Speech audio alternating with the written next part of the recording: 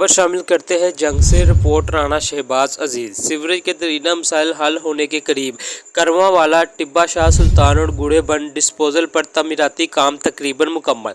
Disposal station नए motor pumps व दीगर मशीनरी के साथ आइंदा हफ्ते फंक्शनल होंगे। डिस्पोजल स्टेशन की बहाली के साथ सीवरेज की मिसिंग लाइनें डालने पर काम तेज कर दिया गया। सब्जी मंडी रोड की मिसिंग सीवरेज लाइन डालने पर काम कल शुरू हो जाएगा। सीवरेज पाइप मसूल सैटेलाइट टाउन फेज 1 के साथ अगले हफ्ते फेज 3 में नई सीवरेज लाइन डालने पर काम शुरू होगा।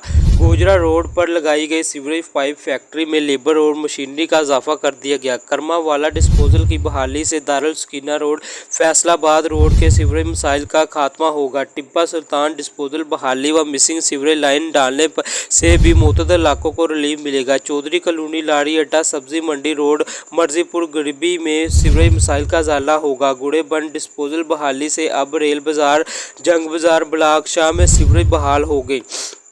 टीमें जारी काम के हवाले से रोज़ाना कारकर्दगी रिपोर्ट पेश कर रही है। तर्जमान काम का जायज़ा लेने के लिए मॉनिटरिंग टीम फील्ड में हमा वक्त मौजूद है। रिपोर्ट राणा शहबाज अजीज जंग।